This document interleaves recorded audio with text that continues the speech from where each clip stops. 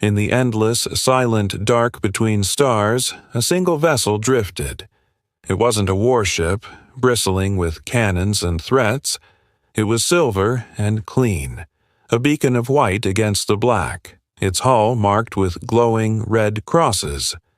This was the starship Hope, a hospital among the galaxies. It carried no weapons, it wore no armor, it offered only sanctuary. Inside its sterile halls, the quiet hum of life support systems was the only constant. Doctors, their faces etched with focus and fatigue, mended shattered bodies from a dozen different species, casualties of conflicts not their own. In the recovery wards, children, orphaned by war, whispered dreams of worlds they might never see again. The very pulse of the ship was the rhythm of compassion, a testament to humanity's unwavering belief in kindness, even in the coldest corners of the universe. But space, for all its beauty, holds no mercy. Without a sound, without a warning, the darkness around the Hope shifted. It wasn't a flicker or a glint of light, but a deeper void coalescing, shadows uncoiled, revealing the jagged, predatory silhouettes of Imperial warships. They were black monoliths, silent and absolute, absorbing all light, all hope. On the bridge of the Hope, the calm shattered. Alarms, once dormant, screamed into life. The captain, a man whose life had been dedicated to saving others, felt a tremor in his hands as he opened a channel to the lead Imperial vessel. His voice, though strained, carried the weight of galactic law. "This is the human medical vessel, Hope. We are unarmed. We carry the sick and the wounded. By the intergalactic accords, we are a protected vessel." The silence that answered was heavier than any planet. It was a cold, suffocating void. Then, a voice crackled through the speakers, a sound like frozen metal scraping against bone. "The Empire trusts no human tricks. Your claim of neutrality is irrelevant. For the ultimate security of the galaxy, your vessel will be purged." The first shot was the punctuation mark to that monstrous sentence. A lance of pure, red energy tore through the Hope's unshielded hull. The ship screamed, not a sound of metal, but a chorus of human terror. Steel vaporized. Corridors that had held whispers of healing now echoed with the roar of explosive decompression and the final, desperate cries of the dying. In the chaos, doctors threw themselves over their young patients, their bodies becoming futile shields against the inferno. The ship's lifeblood, its medical supplies, its databanks of cures, burned alongside them. A few escape pods managed to launch, tiny sparks of desperation fleeing the dying starship. But they were not escapes. They were sport. Imperial fighters hunted them down, one by one, erasing them from existence with cold, calculated precision. Through the storm of static and destruction, the captain sent one last, desperate message toward Earth. His voice, now broken, was a ghost riding the waves of cosmic radiation. "They have destroyed us. A ship of peace, a ship of children. Do not let them bury this crime. Remember us." Then nothing, only the hiss of empty space and the silent drift of ashes that were once a vessel of hope. Across the sprawling colonies of human space, the news arrived not as a report, but as a shockwave. It struck every heart like a physical blow.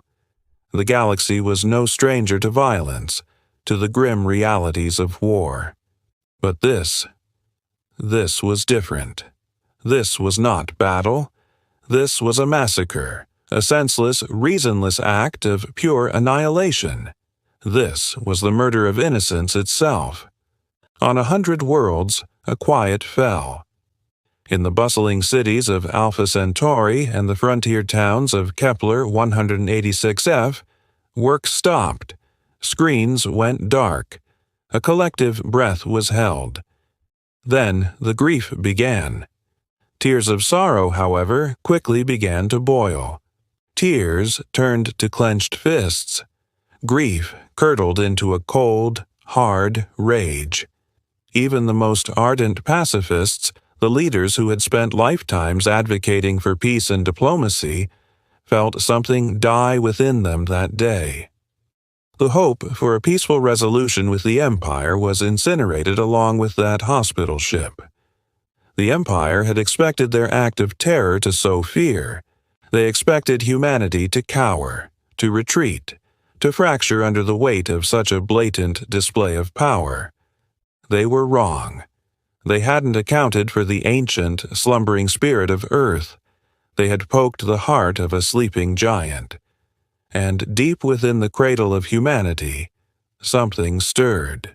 Beneath the crushing pressures of Earth's deepest oceans, in facilities long thought decommissioned, under the ancient ice of the frozen poles, in bunkers sealed for centuries, deep within the granite bones of forgotten mountain ranges, things long thought dead began to stir.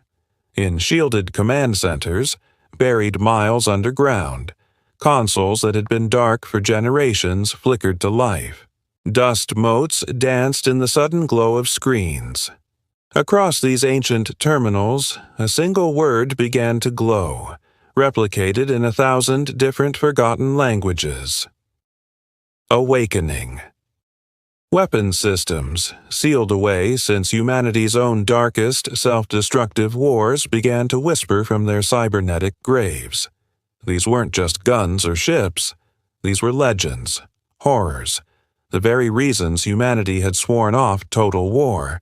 They were doomsday machines, planetary defenders, sentient armadas, creations of a desperate, brilliant, and terrifying past. Generals, their faces pale in the sudden light of the awakening, stared in stunned silence. Even in the military academies, these machines were spoken of as myths, as cautionary tales. A young officer, her voice barely a whisper, looked at the seismic readings, at the energy signatures spiking across the globe. "Sir, are they coming back?" An old general, a man who had seen more than his share of conflict, turned his gaze from the screen, his eyes reflecting a deep primordial fire. He replied, his voice low and gravelly, "They never left. Earth only put them to sleep." The planet itself seemed to groan. The ground trembled not from earthquakes, but from the breaking of 1,000-year-old locks. Vaults buried deep in the planet's mantle, sealed with technologies that defied modern understanding, began to grind open. Something far older than the Empire, something forged in the fires of humanity's own survival, was waking up. And for the first time in millennia, it turned its cold, calculating gaze once more toward the stars. The message was clear. The universe had forgotten who humanity was when pushed too far. It was about to be reminded. On the far side of the moon, dust stirred. A tremor ran through the stone, and then a mountain of dark metal began to shift beneath the lunar surface.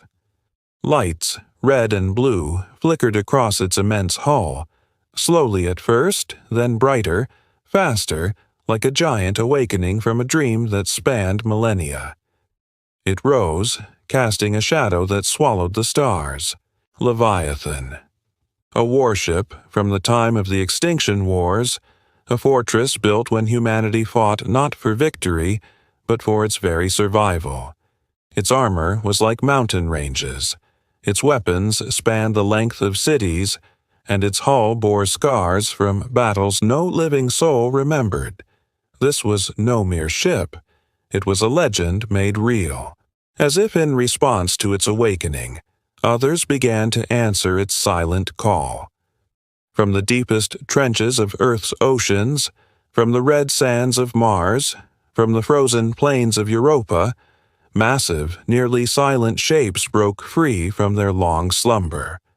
Earth's forgotten guardians, the titans of a bygone age, were rising once more. The Galactic Empire, the current masters of the cosmos, laughed at the rumors. Old relics couldn't fight, they sneered. These were museum pieces, ghosts of a dead era. So they dispatched a fleet, not to conquer, but to mock.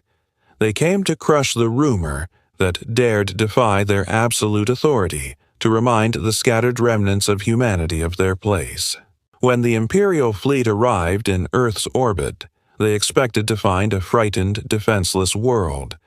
Instead, the void itself seemed to tighten around them. The Leviathan drifted forward, a brilliant blue light burning along its spine like a predator's gaze. An Imperial cruiser, confident in its superiority, opened fire. A lance of pure energy crossed the blackness and struck the ancient warship. Rippling blue shields flared to life, absorbing the blow without effort. And then, with no sound to herald it, Leviathan returned fire. One shot, one blinding flash of light. The Imperial cruiser, a moment ago a symbol of power, was turned into a cloud of glittering, incandescent fragments. A profound silence fell over the Imperial fleet, a silence born of shock and disbelief. Then, hell opened up. The sky above Earth ignited. From every corner of the system, human warships as old as myth poured a torrent of fire into the enemy ranks. Dark holes shattered under the onslaught. Red engines imploded in silent, spectacular bursts. On the ground, soldiers who had known only defeat wept and cheered. Humanity, taunted, hunted, diminished for centuries, was finally striking back. The tide was turning. When the battle finally ended, the proud Imperial fleet was in tatters. They fled not in an orderly retreat, but in a panicked rout. They had come to remind Earth of fear, but they left carrying a new, primal terror back to their masters. The humiliation was unbearable. The Empire, a galactic power that had never known a true challenge, could not let this stand. They massed an armada, not a fleet, but a storm forged from 1,000 suns. Thousands of dreadnoughts, an ocean of steel and fury filled the void, their red banners burning with vengeful light. Their order was simple and absolute. Erase Earth from the star charts. Erase its history, its people, its memory. Back in the Sol system, the Leviathan waited. And she was not alone. Her sisters, a pantheon of black giants, circled the blue marble of Earth like avengers from the time of gods. No words were exchanged between the two forces. There was only the low, resonant hum of colossal cannons charging, a promise of annihilation hanging in the vacuum. The first shot from the Empire lit up the entire system, a spear of light meant to be the first of billions. The answer from Earth's guardians was colossal. The Leviathan's main gun, a weapon that had slumbered for eons, opened up like a newborn sunrise. A single, impossibly bright beam tore across the darkness and ripped the Imperial flagship apart. The ensuing explosion was a miniature nova, swallowing dozens of nearby ships in its fiery embrace. The Empire broke. Its iron will, forged over centuries of conquest, cracked in an instant. The pride of the galaxy, the unstoppable force that had subjugated countless worlds, was now running, fleeing in terror from Earth, the very world they had come to destroy. The sleeping giant had awoken, and the galaxy would never be the same.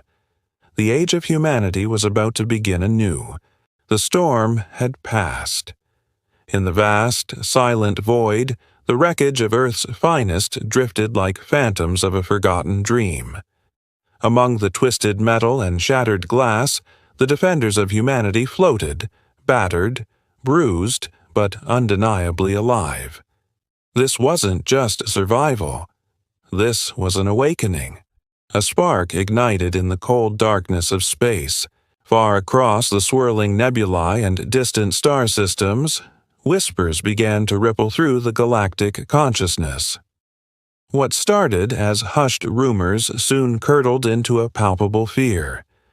The galaxy, in its arrogance, had made a grave miscalculation. They had tried to extinguish a candle of hope, and in doing so had unleashed a wildfire. They hadn't just killed healers, they had awakened monsters. But these were not monsters born of malice or cruelty. No, these were beings forged in the crucible of grief, their purpose sharpened by the sting of an unforgivable injustice. A collective cry echoed from the heart of humanity, a sentiment that resonated from the scarred surface of Earth to the furthest outposts. They destroyed a ship of mercy, the people said, their voices a low, determined hum. And now, mercy is gone. The story of the Nightingale had spread like a virus. It was a simple vessel, a beacon of compassion in a galaxy often indifferent to suffering. It carried doctors, medics, and scientists, people armed not with weapons, but with knowledge and the will to heal. They traveled to war-torn systems, to plague-ridden colonies, to any corner of the galaxy where life was threatened. They asked for nothing in return. They were a symbol of humanity's better nature, and the Empire, in a display of cold, calculated power, had extinguished that light. It was meant to be a statement, a demonstration of dominance over the burgeoning influence of the small, blue planet. They wanted to show the galaxy that Earth's reach had its limits, that their compassion was a weakness to be exploited. They fired without warning, without provocation. The Nightingale and its entire crew vanished in a silent, brilliant flash. The Empire expected fear. They expected capitulation. What they got was silence. A deep, unsettling silence that stretched for days, then weeks. On Earth, there were no public outcries, no calls for vengeance from political leaders. There was just a quiet, shared sorrow that settled over the planet like a shroud. But beneath that sorrow, something ancient and powerful was stirring. Deep within the planet's core, in forgotten caverns and subterranean cities, systems that had slumbered for millennia began to hum to life. These were the old machines, relics of a forgotten age when humanity had once touched the stars, not as explorers, but as warriors. They were deactivated, hidden away by ancestors who feared their own creation, who chose a path of peace and empathy instead. The destruction of the Nightingale was the key, the unforeseen catalyst that broke the seals of a long-forgotten covenant. The first sign was subtle. An Imperial patrol near the Sol system vanished without a trace. Then a listening post went dark. Soon, entire fleets sent to investigate simply disappeared. There were no distress calls, no debris fields, no witnesses, just an expanding sphere of nothingness around Earth. The galaxy watched, confused and unnerved. Then they emerged, not from shipyards or orbital stations, but from the very darkness between the stars. Ships unlike anything the galaxy had ever seen. They were sleek, obsidian craft that seemed to drink the light around them, moving with a silent, predatory grace. They were the forgotten machines, the dormant defenders, now answering a call written in the blood of the innocent. Their vengeance was not loud or boastful. It was methodical, efficient, and terrifyingly absolute. Imperial banners that had flown unchallenged for centuries were torn down and burned in the cold vacuum of space. Worlds that had celebrated the destruction of the Nightingale found themselves isolated, their trade routes cut, their communications silenced. The new human fleet didn't conquer. It dismantled. It didn't occupy. it erased. They moved like ghosts, their purpose singular and unyielding. The galaxy would never look at Earth the same way again. The small, peaceful planet of healers and dreamers was gone. In its place stood a silent, grieving giant, a power that had traded its compassion for a cold, hard justice. The universe had taught humanity a harsh lesson about cruelty.